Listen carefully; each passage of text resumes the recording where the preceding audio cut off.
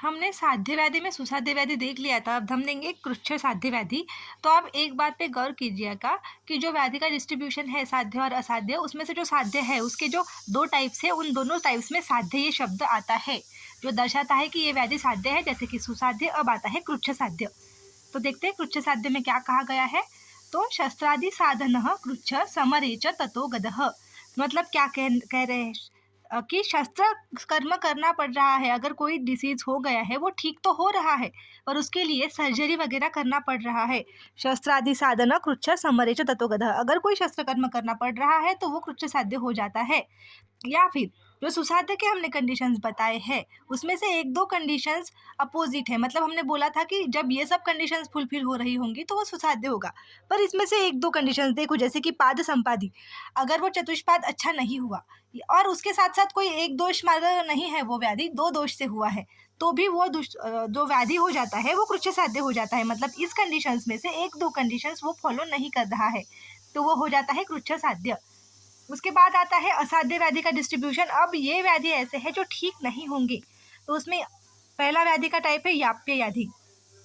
तो इसमें क्या बोला है, शेषत्वाद आयुष्यो याप्य पथ्याभ्यास सात विपर्य। शेषत्वाद आयुष्य मतलब अगर कोई व्यक्ति का नियत आयु डिसाइडेड है तो उसकी आयु शेष है, इसलिए वह व्यक्ति जिंदा रहेगा। पथ्य अभ्यासात विपर्य। तो इस व्यक्ति को जब याप्यवादी हो जाएगा तो उसे जन्म भर उसको आजन्म पथ्य फॉलो करने पड़ेंगे।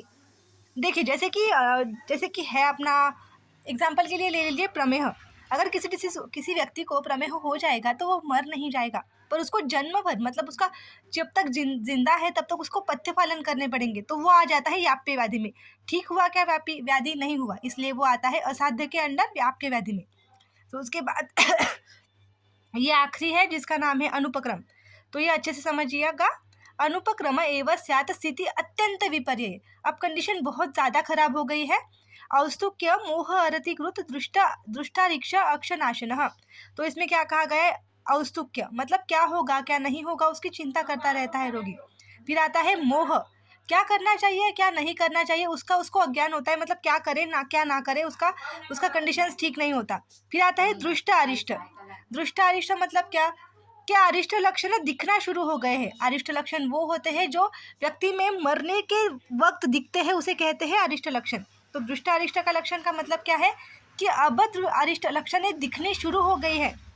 और जब अनुपक्रम जो वो व्याधि है जिसमें जो सुसाध्य व्याधि हमने बोला था उसके सब कंडीशंस अपोजिट हो जाते हैं, इसलिए बोला है स्थिति अत्यंत विपर्य, बहुत गंभीर स्थिति हो जाती है।